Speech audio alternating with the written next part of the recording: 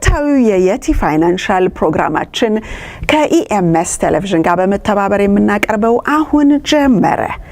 በዚህ ዝግጅት ላይ የምትከታተሉት ስለ ጡረታና ፋይናንስን የሚመለከት የጡረታ ገንዘቤ እስከ ህይወቴ ፍጻሜ ድረስ እንዲቆይ ፈልጋለሁ ስንል ዕውቀት ያስፈልጋል ማለት ነው። ምክር ያስፈልገዋል ማለት ነው። በጡረታ ወቅታችን ደግሞ ላይፍ ታይም ኢንካም እፈልጋለሁ ብለን ስንል እንዴት እስከ ህይወታችን ፍጻሜ ድረስ ሊቆይ ይችላል? በፕሮዳክት ምርጫዎች፣ በአይነቶች፣ በአሎኬሽኖች እጅግ በጣም ሰፊ ልዩነት ስላላቸው እነዛን እንድታቁ የምናደርግበት ነው። ከዛ ውጭ ደግሞ ቤት ግዢ፣ ሽያጭ እንዲሁም የቤት ክራይን ጉዳይ ማወቅ ለሚፈልጉ በሙሉ የነጻ አገልግሎት የምንሰጥበት ነው፣ በመከር ማለት ነው። ከዛ ውጪ የሽያጭ ገበያ ወይም ስታክ ማርኬቱ እየወጣ እየወረደ አስቸግሮኛል ለምትሉ በጀቲንግና ኪሳራን ትርፍን ሁሉ ያካተተ ሁሉንም ነገር ያማከለው ፕሮግራማችን ይዘን ቀርበናል። ጤና ይስጥልኝ ውድ ወገኖች፣ እህታችሁ የቲ ነኝ ከየቲ ፋይናንሻል። እንደምን ውላችኋል? እንደምን ሰንብታችኋል? በዓለም ዙሪያ ባላችሁበት ሰላምታችን ይድረሳችሁ እያልን ከኢኤምኤስ ቴሌቪዥን ጋር በመተባበር የማቀርብላችሁን የተለያዩ የአእምሯችንን እይታችንን ሰፋ የሚያደርግ የተለያዩ ነገሮችን በብዙ አቅጣጫ አይተናቸው ጥበቃ የተሞላበት ውሳኔ የምናደርግበትን መንገዶች በኢንዱስትሪው ባለሁባቸው ኢንዱስትሪዎች ከደዋዮችም በምሰማቸው እጅግ አሳዛኝ በሆኑ ሮሮዎች ላይ በመነሳት ብዙ ምክሮች የሚያስፈልገው ኮሚኒቲ እንደሆነ ስለሚገባኝ እነዛን ነገሮች ይዤ በየሳምንቱ ብቅ የምልበት ፕሮግራሜ ነው።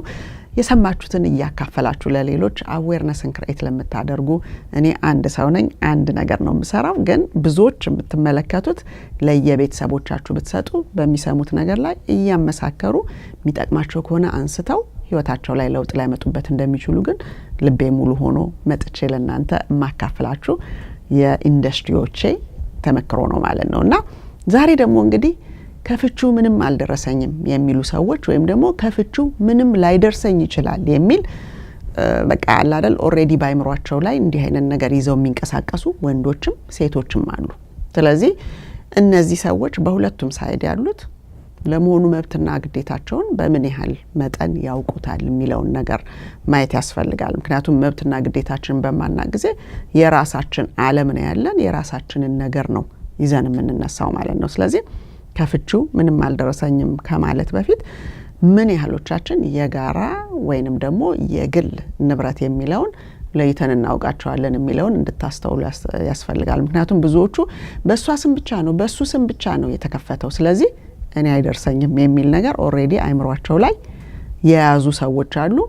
በዛው ጭቅጭቅ አልፈልግም ብለው በዛው ዘግተውት ወንዱም ይሁን ሴቱ አድቫንቴጅ ተወስዶበት ቀጣይ ህይወቱ በጣም ሲከብድ የምናይበት ጊዜ አለ። እንደ ኮሚኒቲ እንደምታዩት ሰርጎቻችን በጣም ሞቅ ያሉና በብዙ ሚሊዮን ማለት ይቻላል በሀገራችን፣ በዚህ ሀገር ደግሞ በብዙ 10 ሺዎች ወይም እንደዚህ ይወጣ ስለሆነ ሰዎች ሰርግን የሚያደርጉት ያ የነበረው የምታዩት ስፔንድ የተደረገበት ያ ሁሉ ሰው እልል ያለበትና የተመረቅንበት ወይም የተመረቀበት ሰው ነገር ሁሉ ተረስቶ ጠቅላላ ሆኖ በቃ ዋርዞን ሆኖ እንደው የጦር ሜዳ አድርጎት ሰው እንደማይተዋወቅ ሁሉ የሚኖርበት አንዱ አንዱን የሚጎዳበት መንገድ የሚያሰላስልበት አይነት የኮሚኒቲ ሁኔታ ላይ እናያለን። ግን ያ ሁሉ በዚህ በአሜሪካን ሀገር ምንም ጊዜ ሰው ያሰላስል የፈለገውን ያህል ህግና ስርዓት ስላለው ግን ዲስከቨሪ በማድረግ ሊገኝ ይችላል። በተለያዩ ዶክመንቶቻችሁ ማን እንደሆናችሁ፣ ምን እያረጋችሁ እንደሆነ፣ ምን እያሸሻችሁ እንደሆነ፣ በምን ቀን እንዳሸሻችሁት፣ ማንጋ እንደሆነ ያሸሻችሁት ኤቭሪቲንግ ይወጣል። ስለዚህ ወጥቶ እንደ ሌባ ከመያዝ ያንን በጣም ብዙ ሺዎችና ሚሊዮን ወጥቶ የተደገሰውን ሰርግ አስቦ ዋት ዋን ታይም ወደው ነበር ወዳት ነበር ከዚህ ቀን በኋላ አልተስማማንም፣ ያም ከሆነ ውሳኔያቸው ግን ጠላቶች አይደለንምና እንዴት ነው ያለውን ነገር 10 ብር ነበረን ኦኬ 5 ብር የሱ 5 ብር የሱ ነው የሚለውን ነገር በቁጥር ደረጃ ብቻ ሳይሆን እያንዳንዱ ሰው የሚቀበለው 5 ብር ምን አይነት 5 ብር እንደሆነ ሁሉ በጣም በዲቴል ሲታይ ዋው የሚያሰኝ አይነት ኢንዱስትሪ ነውና እነዚህም ደግሞ ከጨመርናቸው ሰርቪሶች አንዱ ስለሆነ ነው ይዤላችሁ የመጣሁትና ያንን ስና የሚቀጥለው ስላይድ ላይ የፍቺ ንብረት ኦዲት ይደረጋል። ሰዎች ለመፋታት በሚያስቡበት ጊዜ ኦዲቲንግ ነው የሚደረገው። ያ ኦዲት በሚደረግበት ጊዜ ባልም ሚስትም አለን የሚሉትን ነገር የጋራ የሚሆን ይግላቸው ያመጡታል ማለት ነው። በሚያመጡበት ጊዜ እዛ ውስጥ ምን ነገሮች አሉ? ጋብቻ ውስጥ ሆነው ያፈሩት ነው ወይስ ደግሞ ከጋብቻ በፊት የተፈራ ንብረት ነው? ምን አይነት ነው ያ ንብረት? ባህሪው ምን አይነት ነው? ከጋብቻ በኋላ የተፈራ ነገር ከሆነ አውቶማቲካሊ ሜሪታል አሴት ወይም ደግሞ ሜሪታል ኢንቨስትመንታችሁ ኤቭሪቲንግ ብቻ ሜሪታል ተብሎ የሚጠራው ነው።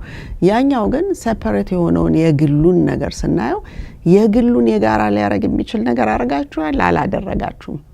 ከዛ በፊት ነው ያለው ብሎ መፎከር ሳይሆን ትዳሩ ከመጣ በኋላ እዛ መጀመሪያ ያዛችሁት ነገር ላይ ምን ስታደርጉ ነበር የቆያችሁት? ምን አይነት ለውጦች አድርጋችኋል የሚለው ነገር አፌክት ሊያረገው የሚችለውን ነገር ወይም ወደ ጋራነት ሊወስደው የሚችለውን ነገር ታውቁታላችሁ ወይስ በውርስ ያገኛችሁት ነው? በውርስ ያገኛችሁትን አይ ቲንክ በሀገራችንም ሰዎች ሲሉና እንሰማለን ውርስ ስለሆነ ከጋብቻ ውጤቶች ጋር ሰዎች ደምረውት አንጃ ግራንጃ ወይም ደግሞ በሬ ጠለፋ ውስጥ ሊገቡ አይችሉም። ስለዚህ እነዛን ነገሮች ማየት ያስፈልጋልና የጋብቻ ውጤቶች ተብሎ የሚጠሩት ነገሮች የፍቺ ንብረት ኦዲት ውስጥ ለምሳሌ የሚቀጥለው ስላይድ ላይ ያሳያቸዋልና እዛ የሚቀጥለው ስላይድ ላይ ዝርዝሮቹን ስታዩቸው በጋብቻ ውስጥ የፈሩት ወይም ከጋብቻ በፊት ተገዝተው ግን መጥተው ለምሳሌ መኪናም ሊኖራችሁ ይችላል፣ ግን በፊት ነው የገዛችሁት፣ ግን ከጋብቻው በኋላ ግን ቢሉን እየከፈላችሁ ነው ያላችሁት የጋብቻ ውጤት ከተባሉት ነገሮች ጋር። ስለዚህ ከጋብቻ በፊት የጡረታ አካውንት ነበራችሁ፣ ከዛ በኋላ ከጋብቻ በኋላ ምን ያህል ገንዘብ እዛ ውስጥ ገብቷል? የመኖሪያ ቤት አላችሁ፣ የመኖሪያ ቤቱ ከዛ በፊት የነበረው ምን ይመስላል? ኪራይ ቤት አለ ወይ? የሚከራይ ኢንቨስትመንት ፕሮፐርቲ አለ ወይ? ባንክ አካውንት አላችሁ? የተለያዩ ብሮከሬጅ አካውንቶች ሊኖራችሁ ይችላሉ። ከጋብቻ በፊት ምን ነበራችሁ የሚለውን እዛ አፊዳቪቱ ላይ ትጽፉታላችሁ ማለት ነው። ሁለታችሁም በእውነትና በእውነት ብቻ ነው ባልም ሚስትም የሚሞላው። ከጋብቻ በኋላ ስሚል ተጨማሪ የሆኑ ነገሮች ከተጋባችሁ በኋላ ምንድነው ያፈራችሁት የሚለውን ነገር ስታዩት ብዙ ነገሮች ሰዎች በእነዚህ በአሜሪካኖቹ በኩል ወይ ቦት ይገዛሉ፣ ቫኬሽን ሆም ይገዛሉ፣ የተለያየ ነገር አለ። እኛ ደግሞ በራሳችን ሜቢ ወደፊት ለልጆች ማስተማሪያ ወይም ደግሞ ለራሳችን ጡረታ ብለን ሰከንድ ሆም ሊኖረን ይችላል፣ ሬንታል ፕሮፐርቲ ወይም እንደዚህ አይነት ነገር። ግን ያ ነገር ከጋብቻ በኋላ ያለው ላይ ያሉት በሙሉ አሁን ከጋብቻ በኋላ ደግሞ እንደገና መልሰን ያንኑ ነገር እኛ በፊት ምንም አልነበረንም፣ ከተጋባን በኋላ ግን እነዚህ ነገሮች አቋቁመናል። ወይም አዲስ ግራጁዌት የሆኑና ወጣቶች ሁለታችንም ምንም አልነበረንም፣ ግራጁዌት ካረግን በኋላ እንጋባ ወሰንንና እሱም ኤክስ ካምፓኒ ተቀጠረ፣ እኔም ዋይ ካምፓኒ ተቀጠርኩኝ። እሱ 100,000 ብር ያገኛል፣ እኔ 100,000 ብር፣ 200,000 ብር የመጀመሪያ ቤታችንን ከተጋባን በኋላ ከአመት በኋላ ገዛም ብለው ሊሉ ይችላሉ።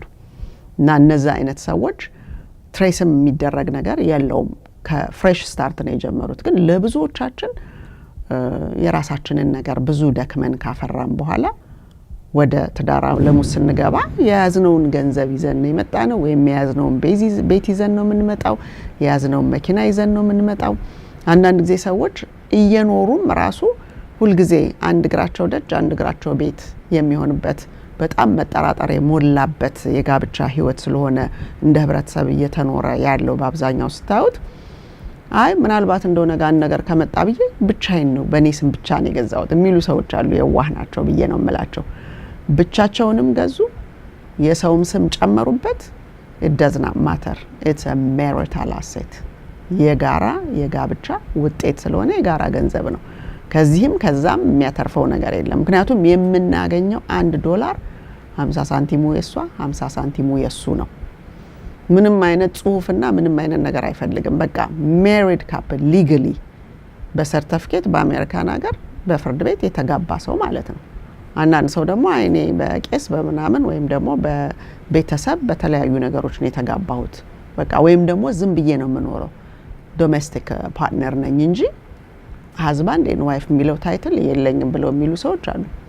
የነዛ ሰዎች ደግሞ ራሱን የቻለ ነው ስቴት ስፔሲፊክ ስለሆነ አንዳንድ ስቴቶች ጋብቻ መሳይ ህይወት ያላቸውን ሰዎች እንደ ሜሪድ ካፕልስ የሚያይበት ኮመን ሎ ማሬጅ የሚባል ነገር ስላለ እንደ ሜሪድ ካፕል የሚያይበት አለ።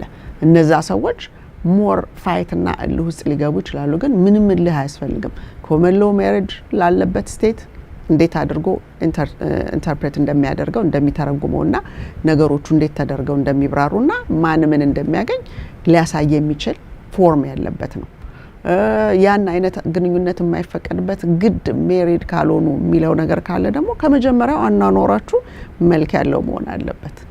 ማንም ሰው ሲኖር ይኖራል፣ ሲሄድ ደግሞ በቃ የራሱን ጨርቅና ልብስ ይዞ እንደሚሄደው ቢልድ የምታረጉት ነገር ላይ የእያንዳንዱን ሰው መብት የሚያስጠብቅ በተዘጋጁ ህጋዊ ዶክመንቶች ላይ በጠበቆች አማካኝነት የምታረጓቸውን ነገሮች ታረጋላችሁ እንጂ ኖርማል የሆነውን ነገር ኖርማል አሰጅ የሰው ልጅ ይኖራል፣ ይሞታል። የሰው ልጅ ይኖራል፣ ጤነኛ የሚሆንበት ጊዜ አለ፣ የማይሆንበት ጊዜ አለ። የሰው ልጅ ይኖራል፣ የሚሯሯጥበት ጊዜ አለ፣ የሚደክምበት ጊዜ አለ። የሰው ልጅ ጤነኛ ነው።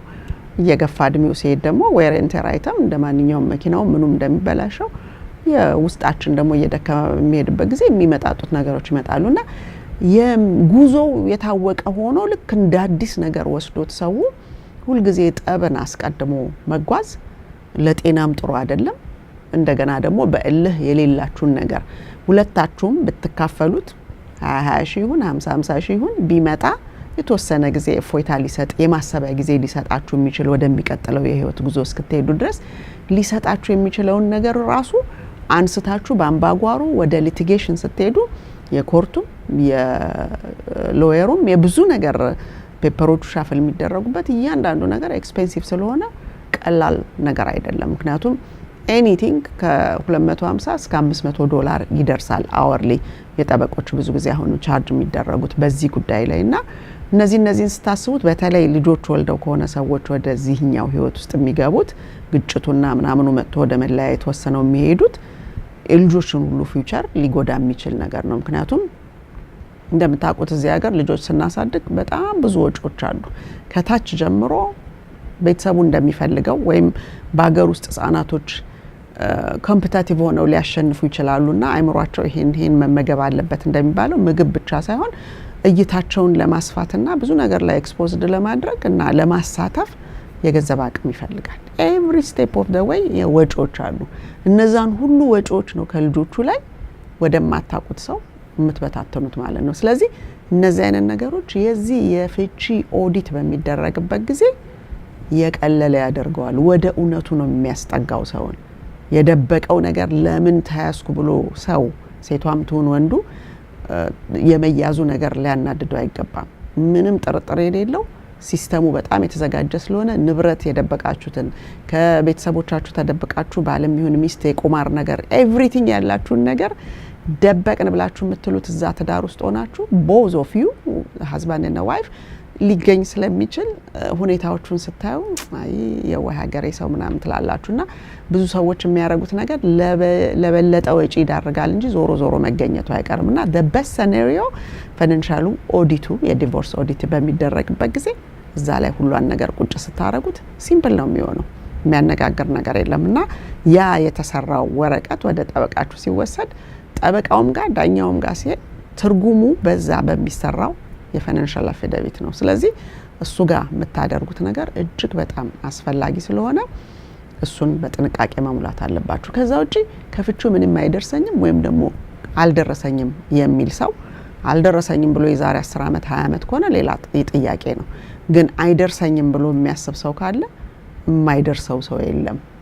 ምንድነው ያፈራችሁት የሚለውን ነገር ነው እንጂ የማይደርሰው ሰው የለም። ምክንያቱም በዛ ውስጥ አንዳንድ ጊዜ ልጆችን ሊያሳድጉ ቁጭ የሚሉ ሰዎች አሉ። 10-15 አመት ልጆቹ በደንብ ራሳቸውን አውቀው እንትን እስኪሉ ድረስ ለልጆች ስለሚጠቅም ሳክሪፋይስ የሚያደርጉ አሉ። ስለዚህ በኬሪየራቸው በጣም ተጎድተዋል፣ በሶሻል ሴኩሪቲያቸው በጣም ተጎድተዋል፣ በኢንካማቸው በጣም ተጎድተዋል። ስለዚህ ፊውቸራቸው በጣም ፋይናንሻሊ ዝቅ ያለ እንደሚሆን የታወቀ ነው። ስለዚህ እነዚህ ነገሮች ካልኩሌት ተደርገው የካመን እንትን ያልሆነበት ይሄ የኮሚኒቲ ፕሮፐርቲ ያልሆነበት ስቴት ላይ which is about 41 ስቴቶች የሚሆኑት ጋር የምንኖር ሰዎች የምንካፈልበት ይሄ እኩል የሚለው ሳይሆን equitable and fair ስለሚሆን አሁን እነዚህን ሰዎች ቤት ቁጭ ያለችውን እናት ህይወት ፊውቸሯን ከነ ልጆቿ ብዙም ሳይጎድልባት በጣም ኤግዛጀሬትም ሳይሆን የሄደውን ሰውም የሚያሰርብ ሳይሆን ሁሉንም ፌር በሆነ ሁኔታ የሚያይ ስለሆነ ስርዓቱና ህጉ ያንን ስታዩት ፌር ኤንድ ኢኩዊታብል 50-50 ላይ ሆን ይችላል። 10 አመት 15 አመት ልጆቿን ስጠብቅ የነበረችው ሰው ኢቭን ወጣ ወደ ስራ ዓለም ለመሄድ እውቀቷን አፕግሬድ ማድረግ አለባት የተወሰኑ ኮርሶች ልትወስድ ትችላለች ከውጭ ጋር ስለተራራቀች ገና ሀብላ ስለምትጀምር ብዙ ወደፊት ያለውን የፋይናንሻል ስቴቢሊቲዋን ሊያስቸግር ስለሚችል እነዛን ነገሮች ሁሉ ለመጠገን ፌር በሆነ ሁኔታ ጥረት የሚያደርግ ህግና ስርዓት ሲስተም ያለበት ሀገር ላይ ነው ያለነው ስለዚህ የነዚህ የስፓውሻል ሰፖርታቸው አለሞኒ ተብሎ የሚጠራው እንዴት ነው የነዛ ሰዎች እነዚህ ላይፍ ታይም ናቸው ለአጭር ጊዜ ነው የኖራችሁበት ዘመን ነው ዲተርሚን የሚያደርገው ሁሉም ጋር የተሰራ ህግ ስላለ ማለት ነው ቻይልድ ሰፖርት አለ ሁለቱን ልትቀላቅሉ አትችሉም አይ ቻይልድ ሰፖርት አልሰጥም አሊሞኒም አልሰጥም እና ወጣለሁኝ ከሰራ ምናምን ብሎ ቢል እነዛ ሁሉ ነገሮች ህገ ወጥ ናቸው አይቻልም እንደዛ ማድረግ የፈለገውን ነገር ቢያደርግ አንድ ሰው በፍቃደኝነት ያደረገው ግን እዚህ ጋር ያለውን ኦብሊጌሽን የሚያስከፍለው ነገር ላይ እስከገባ ድረስ እንደዚህ ማተር ጀጁ የሚፈርደውን የወር ክፍያ ለልጅም ይሁን ለሚስት መስጠት የሚችል ከሆነ ወይም ደግሞ ለልጅም ይሁን ለአባት ወይም ለባል የሚሰጠውን ነገር የሚያስገድደውን ነገር እዛ ላይ ተጻፈውን በዳኛው ወይም በጠበቃውና በዳኛው በኩል የመጣውን ያንን ቁጥር ሊሸር የሚችል ነገር የለም ወደ ሌላ ማጥ የሆነ ነገር ውስጥ ሊጨምር ይችላል ሰዎችንና ይሄ የወደፊት ህይወቱን ወንዱም ሴቱም አፌክት የሚያደርግ ነገር ባያደርግ እጅግ በጣም ጥሩ ነው የሚሆነው ምክንያቱም ክሊን ሬከርድ በአሜሪካን ሀገር it means everything ማለት ነው በቃ ሁሉን ነገር በምንም በመትነኩት ነገር ላይ ከወንጀል የራቃችሁ ከተለያዩ ውሸቶች የራቃችሁ ከተለያዩ ክሪሚናል አክቲቪቲዎች የራቃችሁ ምንም ነገር እንኳን ከባድ ነገር አይደለም አሁን የራሴ 40 አመት ስኖር እዚህ ሀገር መኪና እየነዳሁኝ 26 አመት መኪና ነድቼ ቤት አሳይቼ ከዛም በፊት በነበሩት ቢዝነሶች just like anybody else መንገድ ላይ ነው ያለሁት ግን believe or not አንድ ቀን ፖሊስ አቁሞ ትኬት ሰጥቶኝ ወይም በትኬት ጉዳይ ተቀጥቼ አላቅም ያ የሆነው ምንድነው I'm just by the book a person of principle ነኝ ይሄ ነገር እንደዚህ ነው መሆን ያለበት ከዚህ ውጪ መደረግ የለበትም ቢደረግ ይሄን ያመጣል ካለ registered that's it ሌላ ነገር ሊያዳምጥ አይችልም አለበለዚያ እኔ በኔ by the book መሆን የመጀመሪያውን ትኬት ባገኝ I think ብቁ አይደለም ትቻለሁ ማለት ነው ለሰው ጠንቅ ሊሆን ይችላል ብዬ መመልሰው ሁሉ ይመስለኛል ላይሰንሴን that much በጣም ጥብቅነኝ when it comes to any የማንኛውም ሀገር ህግ ሊከበር ይገባዋል በቃ የሰው ልጅ ህግ ባይኖር እኮ ከዱር አራዊት በባሰ ብዙ ነገር ሊያደርግ ይችላልና ህጉ ምን ይላል ነው አንድ ሀገር ስትሄዱ ቋንቋውን ባህሉንና ህጉን ነው የመጀመሪያ there's no excuse በዛ በኩል ለሚመጣው ጥፋትና እነዛን ነገሮች አጥብቆ ማየት በጣም ያስፈልጋልና አምባጓሮ ሲበዛ የተለያዩ ነገሮች ሲኖሩ እነዛን በሚመለከት ያው ይሄንን ነገር አስተዋጽኦ ቢደረግ ይሄ ነገር ቢሰራላቸው ይሄንን ነገር አንዱን የጎዳ ቢመስለው ጊዜያዊ መሆኑንና እንደውም በኋላ የሚያዋርድ መሆኑን ዲስክሎዝ ማድረግና እነዛን ነገሮች እኔ ራሴ አውጥቼ ላሳያችሁ እችላለሁ ይሄ የምደብቋቸው ነገሮች ማለት ነው በሲስተሙ አማካኝነትና አንዳንዴ ያሸማቀቃልና የማይሆን ነገር አይሆንም የሚሆን ነገር ይሆናል ግልጽ የሆነ ነገሩን ግን እውነተኛ ሆኖ ማድረግና ሰላማዊ በሆነ ሁኔታ ማድረግ ተገቢ ነው የምለውና የማይደርሰው ሰው ስለሌለ በራሳችሁ አይምሮ በከሊት ስም ብቻ ስለሆነ በከላይ ስም ብቻ ስለሆነ ለኔ አይደርሰኝም ይሄ ራሱ በየቲክቶኩ ዋጋ የላችሁ ምናምን የምትባሉትን ነገር የምትሰሙ ከሆነ ቬሪፋይ ማድረግ ካልቻላችሁ ማለት ነው እንጂ እንኳን ባልና ሚስት ሆናችሁ አይደለም አይደርሰኝም የምትሉት ሊጋል ሰርቲፊኬት ኖሯችሁ ዶሜስቲክ ፓርትነርም ሆናችሁ ምንድነው የሚለው የዛ ስቴት ህግ የሚለውን ነገር ስታዩ most of them ይደርሳቸዋል ምክንያቱም ብዙ ነገር በጋራ አድርገዋል ማለት ነውና ስቴት ስፔሲፊክ ስለሆነ በመላው አሜሪካ እነዚህ ነገሮች ስለሚደረጉ ሲስተሞቹ ሁሉም ሀገር ላይ የሚሰሩ ስለሆነ አይቶ ወደ ሰላሙ መንገድ ወደ ምንም የሚያነጋግር ነገር የለም ማለት የሚያነጋግረው ነገር በጤናችሁም ላይ የሚያመጣው ዘለቄታ ያለው ዘላለማዊ ችግር ላይ ያመጣ ይችላልና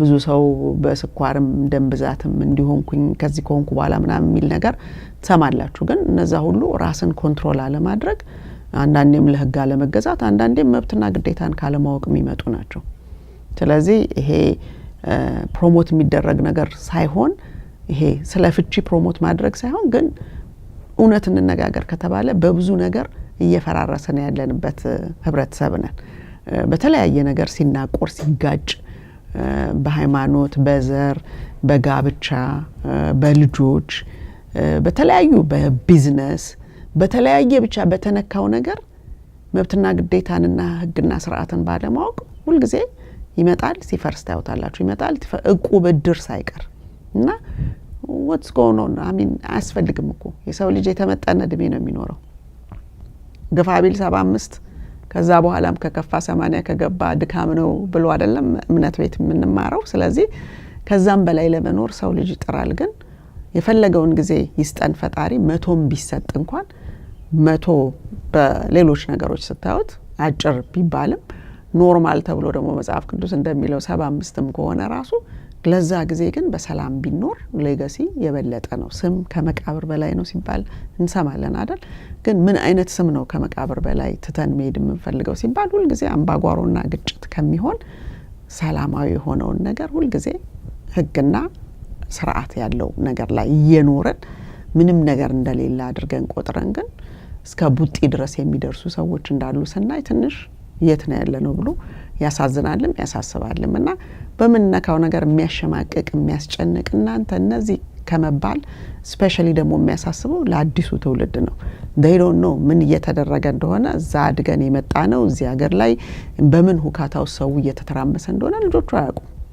ግን እነሱ የዚህ ገፈት ቀማሽ እንዳይሆኑ ራሳችንን የምናቅብና ራሳችን የምናደርጋቸው ነገሮች በሙሉ ነገ ባያስከብራቸው እንኳን እንዳያስነካቸው ጥንቃቄ እያደረግን መጓዝ ግን ግድ ይላል ብዬ ነው ማለት ምለውና ባለፈውም ሳምንት እንዳልኳችሁ በዚህ በተለያዩ ሚስ ኢንፎርሜሽኖች ብዙ ነገር እየተደረገ ያለበት ሁኔታ ላይ ነው ያለነውና all of that you know ፌደራሊም ሎካሊም በሲቪልም በሁሉም አይነት ክራይም ውስጥ የሚያስገባ ነገር ልጆቹ ከሌኮ እናቱ ወይም አባቱ ክሪሚናል ነበር እናቱ ወይም አባቱ እንደዚህ ታስሮ ነበር ምናምን ሲባል የሆነ የሚያመጣው ነገር አለ።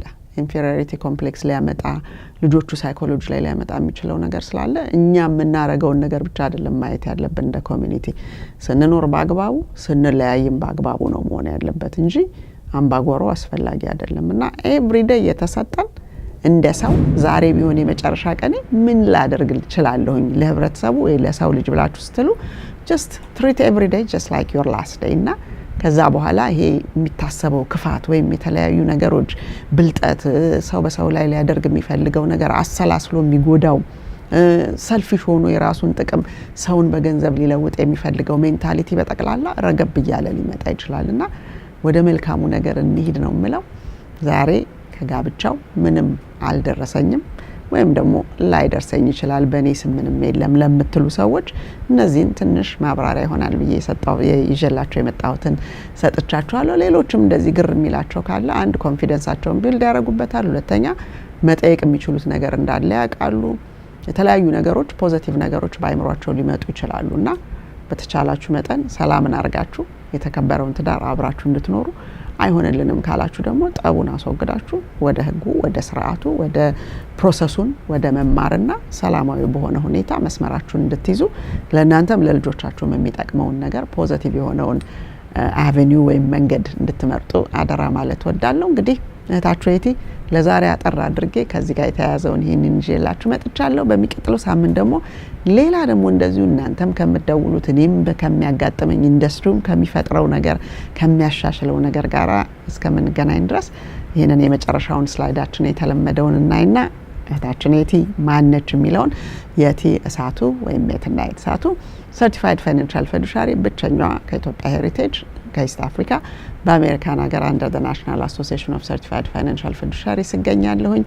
በዛም የሚሰጠኝ ህዝቤንም ቤተሰቤንም የየት ሀገር ሰው ናት የሚለውንም ይዤ ስጓዝ እጅግ በጣም ለሌላውም ሰው ኩራት ይሆናል የሚለውን በጥንቃቄ ህይወቴን የምመራ ሰው ነኝ። ምክንያቱም እኔ አንድ ሰው ነኝ ግን ሌሎችን የሚያስነካ ነገር ማድረግ ስለማልፈልግ ብዙ ጊዜ ጥብቅ የሆኑ ህጋዊ የሆኑ ነገሮች ላይ መሳተፍ ወዳለሁኝ። ማገለግለውም እንግዲህ ህብረተሰብን ነው በመላው አሜሪካ እንጂ የተለያዩ ድርጅቶችን እየጠሩ ወይም ደግሞ የተለያዩ ሰዎችን እያስፈራሩ የማይሆን ነገር ለማስጨበጥ as a certified financial fiduciary በጣም የተከለከለና እስከ ማሳሰር ድረስ የሚደርስ ስለሆነ ያንን ማድረግ አይቻልም። ግልጽና ግልጽ በሆነ ሁኔታ ሰዎችን እንዴት ባደርግላቸው ይጠቅማቸዋል የሚለውን በፍጹም በሆነ እውነትና ፍቅር እንድናገለግል ምለን የወሰድነው ነገር ነው። እንዲህ አይነት ነገር የምናገለግል ሰዎች ማለት ነው። ቢሮአችን 6715 ሊትል ሪቨር ተርንፓይክ ስዊት 204 እና 207 ነው። አነንዴል ቨርጂኒያ ውስጥ ነው። ቤዝ ኦፊስ እሱ ነው። በመላው አሜሪካ ግን ሰርቪሶችን እንሰጣለን። ስልክ ቁጥራችን 8339388448 ነው። yetifinancial.info yetifinancial.com ዌብሳይታችን ነው። yetifinancial.info ላይ ቀጠሮም ለመያዝ ትችላላችሁ። ይሄው 833 ቴሌፎን ነምበራችንም እዛው ላይ ያለ። ሎያሊቲ፣ ኢንቴግሪቲ፣ ኬር፣ ኖሌጅ ኤንድ ፕሮፌሽናሊዝም እነዚህ ነገሮች ፕራዮሪቲዎች ናቸው ለኔ። ምክንያቱም ማንነቴም ከዛ ጋር የተያያዘ ስለሆነ ማለት ነው። ትራስትድ አድቫይዘር የሚጠቅም ነገር አገኛለሁ። ቬሪፋይ ደግሞ ባደርገው ምሳቀቅበት ኢንፎርሜሽን አይደለም ብላችሁ እናንተም ስትመጡ በዛው ልክ ወስዳችሁትም ቬሪፋይ የምታረጉት ነገር ደግሞ ሞር ኮንፊደንስ የሚሰጣችሁና በደንብ ጥሩ ሪሌሽንሺፕ እንዲኖረን የሚረዳ ስለሆነ በዛ ውስጥ ነው ጉዞዬ በጠቅላላ ማለት ነውና የቲፋይናንሻል ኤልኤልሲ ኤጀንሲ ደግሞ ቤተር ቢዝነስ ቢሮ አክሬዲቴድ ሆኖ ምንም አይነት ኮምፕሌንት ሳይኖርበት የሚያገለግል ነው ማለት ነው። የህዝብ አገልጋይ ሪማክስ ደግሞ ሪል ስቴትን ማገለግልበት ነው። 26 አመት ሪል ስቴትን ማገለግለው እንግዲህ አሁን ያለሁበት ድርጅት የምታዩት ሪማክስ ይባላል። ሪማክስ አሊጀንስ ከሚባለው ጋር አገልግሎትን ለህዝቡ አበረክታለሁ። የተለያዩ ጥያቄዎችን መልሳለሁ። እነዛ ሁሉ ሲሆኑ ከህግ ጋር በማያጋጭ ሁኔታ ኤጀንት ከሌላችሁ ነው እንጂ አንድ ሰው ኤጀንት መርጦ ከቀጠረ በኋላ ሌላ ኤጀንት ጣልቃ ገብቶ ምንም አይነት አገልግሎት ሊሰጥ አይችልም። ህግ ወጥም ስለሆነ ያው እንዳልኳችሁ ህግ በጣም ከመወደው ነገር ስለሆነ መብትና ግዴታዬን አውቄ መንቀሳቀስ ለሰዎችም ደግሞ ላለመመለስ ሳይሆን ኤጀንት ካላችሁ ወደ ኤጀንታችሁ ነው እንደምትሄዱት። በሪል ስቴት ኢንዱስትሪ this is a big no ኮድ ኦፍ ኤቲክስ አይፈቅድም። ከሰርቪሶቹ ውስጥ ከብዙዎቹ በጥቂቱ እንግዲህ ላይፍ ኢንሹራንስ አለን፣ ሎንግ ተርም ኬር፣ አኑዊቲ፣ ስሞል ቢዝነስ ኤምፕሎይ ቤኔፊቶች፣ 401k 403b 457 TSP ያላቸው ሮል ኦቨር ይደረጋል። እነዛን ነገሮች በምትጠይቁበት ጊዜ የሚያስፈልጋችሁ ሰዓት የማያስፈልጋችሁ ሰዓት አለ።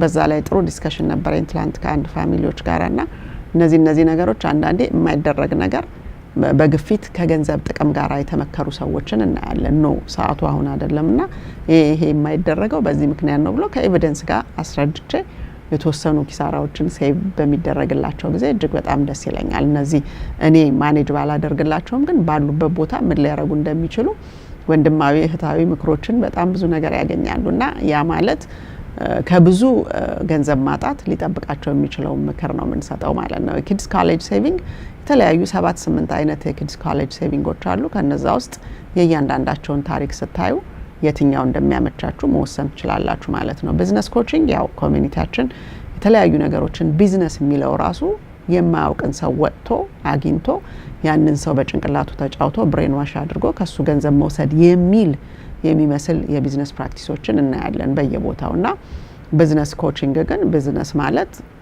ቫልዩ አድ ለማድረግ ጎደለ የምንለውን ነገር ሰውን ደግሞ የሚከብደውን ነገር ለንቀንስለት የምንችለው ነገርን ይዘን መምጣት ማለት ነው እንጂ እንዴት አድርጌ ላክብድበት እንዴት ላስጨንቀው ብሎ የሚደረጉ ነገሮች አይደሉም። ስለዚህ ጥንቃቄ ያስፈልገዋል ማለት ነውና ያ ሚስ አንደርስቱድ ተደርጎ ሮንግ በሆነ ሁኔታ ሲሰራ ስናይ እነዛን ለማረም አለን ማለት ነው።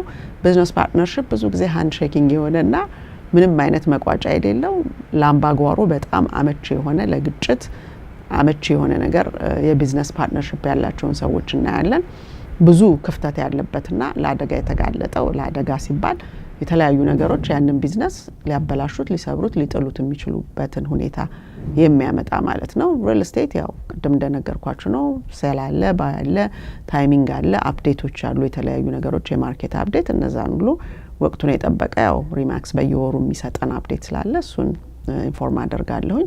እነዛን ነገሮች ነው የምናደርገው። ሶሻል ሴኩሪቲ፣ ሪታይርመንት ኢንካም ፕላኒንግ እነዚህን ደግሞ አሁን በዲቮርስ በኩል ያላቸውን ችግር የተለያዩ ምክሮችን እንሰጣለን ማለት ነው። እንግዲህ ያ ነው የቲ የሚለውና የቲ ፋይናንሻል the highest standard business practice የሚለውን ያው ምለን የምንወስደው ስለሆነ በዛ በመሐላ ልክ እንደ ሐኪሞቹም እንደ ሎየሮቹም ህብረተሰብን በቅንነት ለማገልገል አላገለግልም የሚልም ካለ ደግሞ መቀጫው ጠንከር ያለ እንጂ እንደዚህ እንደምታዩት በተለያዩ ሶሻል ሚዲያዎች ላይ የፈለገውን ከኪሱ አውጥቶ የሚናገርበት ታይትል አይደለምና ኮንሲኩዌንስ ስላለው በዛ ኮንሲኩዌንስ ላይ ሪስፔክት ኖሮት ለኮንሱመሩም ለኢንዱስትሪውም ለራሱም ለኮሚኒቲውም ሪስፔክት ያለው ሰው ያንን የሚያደርግበት አይደለም። ስለዚህ ይሄ የምንጠቀምበት ታይትል ከነዚህ ክብሮችና ህብረተሰብን ሰውን ከማክበር ጋራ በጽኑ የተያያዘ እንደሆነ እንድታውቁ በዛው አጋጣሚ መንገር ወዳለሁ።